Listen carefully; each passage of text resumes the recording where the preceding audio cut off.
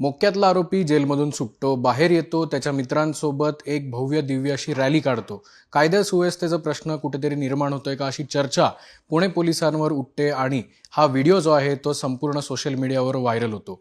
ही घटना आहे 2 दिवसापूर्वीची पुणे शहरात घडलेली. जो मुख्य आरोपी जो आहे तो मोक्यातनं बाहेर आला आणि त्यांनी रॅली काढली. संपूर्ण महाराष्ट्रात हा व्हिडिओ व्हायरल झाला आणि त्यानंतर या व्हिडिओची गंभीर दखल घेत पुणे पोलिसांनी यावर कारवाई केली आहे. नेमकी ही कारवाई काय होती यावर बातचीत करण्यासाठी माझ्यासोबत गुन्हे शाखेचे पोलीस उपायुक्त निखिल पिंगळे आहेत.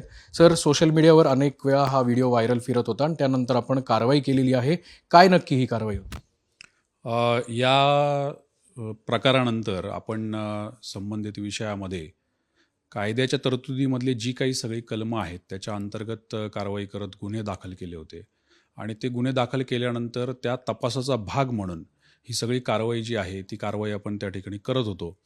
याच्यामध्ये जे घटनास्थळ आहे, जे ठिकाण आहे, त्याची पाहणी आहे, तिथं जाऊन खरोखर काय गोष्टी घडल्या, कशा पद्धतीने घडल्या हे बघणंसुद्धा तितकंच कायद्याच्या चौकटीमध्ये त्या तपासाचा भाग असतं आणि ते करणं गरजेचं असतं. आणि ही कारवाई जी असते ही कारवाई कधी कधी सौम्य असते, कधी कठोर असते, कधी मात्र जे काही ते काही करतोय आपण ते आपल्याला या सगळ्या न्यायालयीन प्रक्रियेच्या चौकटीत बसून करायला लागतं. कठोरपणा, सौम्यपणा या सगळ्या गोष्टी ज्या आहेत या स्थळ परिस्थिती काळानुरूप कधी कधी आपल्याला ठरवायला लागतं की समोरचा व्यक्ती कसा आहे त्या पद्धतीने आपल्याला आपल्या ज्या कारवाया आहेत या करायला लागतात. आणि त्यामुळं कधी कधी कठोरपणाच्या व्याख्यासुद्धा ज्या आहेत त्या पद्धतीने आपल्याला निवडाव्या लागतात. आणि ते करत असताना याचीसुद्धा दक्षता घ्यायला लागते की जनसामान्यांच्या मनावरती, समाजाच्या मनावरती या सगळ्या गोष्टींचा काय परिणाम होतो.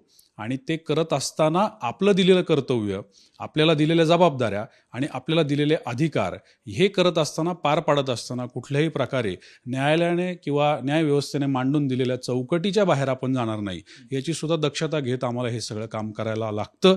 आणि मला असं वाटतं की याच्याबाबत प्रत्येकाने कुठल्याही प्रकारची मनामध्ये शंका कुशंका न बाळगता आम्ही ज्या काही या गोष्टी करत असतो त्या योग्य पद्धतीनेच करत आलोय, योग्य पद्धतीनेच करत आहोत आणि योग्य पद्धतीनेच करत राहणार. याच्याबद्दल प्रत्येकाने आपल्या मनामध्ये शाश्वती बाळगायला हरकत नाही. गेल्या काही दिवसांपासून किंवा काही महिन्यांपासून आपण जर किंबहुना म्हणालो तर पुण्यातल्या गुन्हेगारीचा एक मोडस असा समोर येतो की अनेक जण कोयता, हे जे शेतीचं उपकरण आहे, या कोयत्याने सरसकट हल्ला करतात, दहशत माजवतात. यावर आपण काय पुढची पावलं कठोर घेणार आहोत?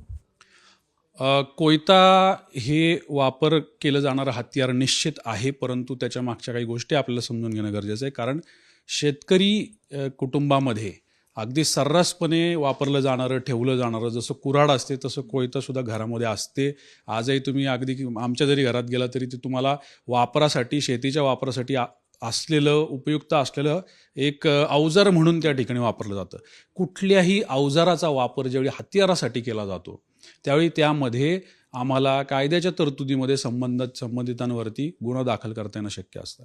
एखाद्या व्यक्तीला त्या अवजाराचा, तो हत्यार नसून ते अवजार आहे हे जर का त्याला स्वतःचं म्हणणं जे आहे ते मांडता जर आलं नाही तर त्याच्यावरती निश्चित आम्ही आर्म्स ॲक्टमध्ये 425चा गुन्हा दाखल करू शकतो. आणि ती प्रक्रिया आपल्याकडे कायम चालू असते. अगदी इलेक्शनच्या कालावधीमध्ये सुद्धा तुम्ही सगळ्यांनी बघितलं असेल की आपण मोठ्या प्रमाणामध्ये अशा प्रकारच्या कोयता कारण नसताना स्वतःजवळ बाळगणाऱ्या लोकांवरती सुद्धा गुन्हे दाखल केलेले आहेत.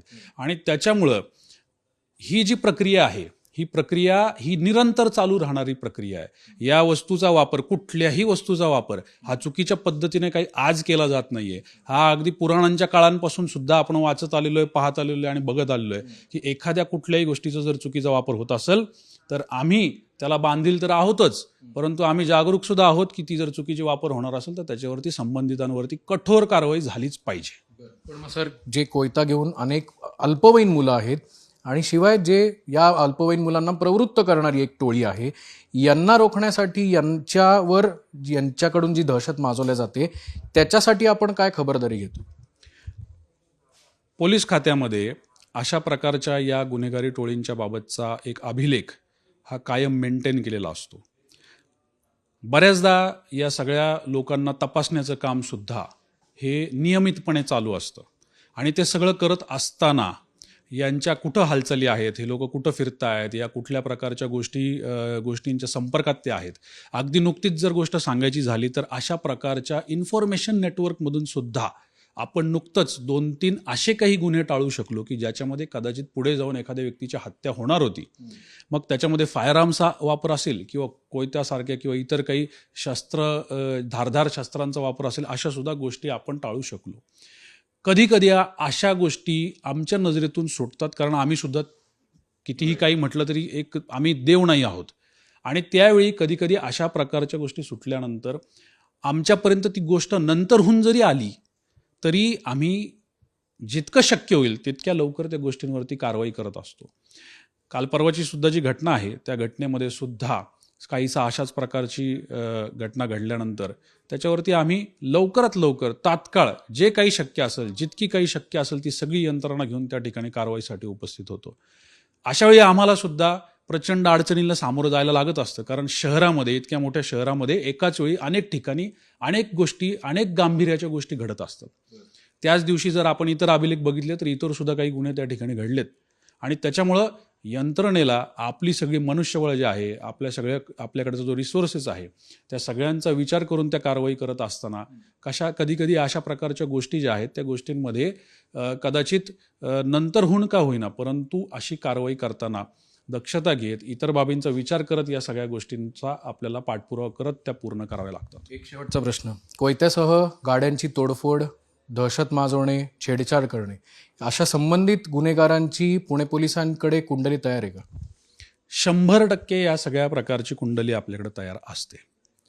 आणि आता आपण जे बोलतोय त्याला या सगळ्या गोष्टींना मध्ये ठेवून हे सांगणं गरजेचं आहे की हे सगळं करत असताना मुळात जो सगळ्यात महत्त्वाचा घटक ज्याच्यासाठी अशा प्रकारच्या गोष्टी नशेच्या अंमलाखाली कदाचित ही पोरं करतात, त्यावेळी तो जो सगळ्यात महत्त्वाचा विषय असतो तो म्हणजे कुठंतरी दहशत माजवणे किंवा दहशत माजवण्याचा प्रयत्न करणे, परंतु ते करत असताना कॅल्क्युलेटेड रिस्क घेणे. म्हणजे कुठल्याही प्रकारची जास्त हानी उद्यायची नाही, जेणेकरून मला जास्तीत जास्त दिवस जेलमध्ये राहायला लागलं नाही पाहिजे.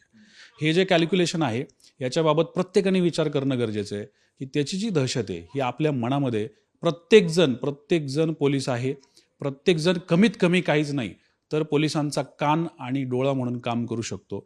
आमच्यापर्यंत ती माहिती पोहोचवणे अगदी साधी सोपा विषय. म्हणजे तुम्ही नुसतं असं काही निदर्शनास जरी आलं तरी 112 या क्रमांकावरती कळवणं की आम्हाला अशा प्रकारची माहिती मिळाली, कुणीतरी रस्त्यानं जाताना दिसलंय, हे सुद्धा आपल्याला भविष्यातल्या येणाऱ्या कित्येक गोष्टी टाळण्यासाठी मदत करू शकतं.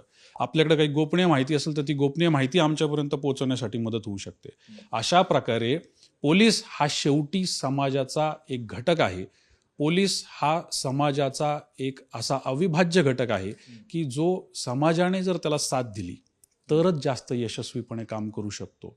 आपण ज्या पद्धतीने आहोत एक समाज म्हणून, त्याच पद्धतीने पोलीस त्याचा घटक असल्यामुळं तोही आपलीच एक प्रतिमा आहे, हे प्रत्येकाने लक्षात घेणं गरजेचं आहे.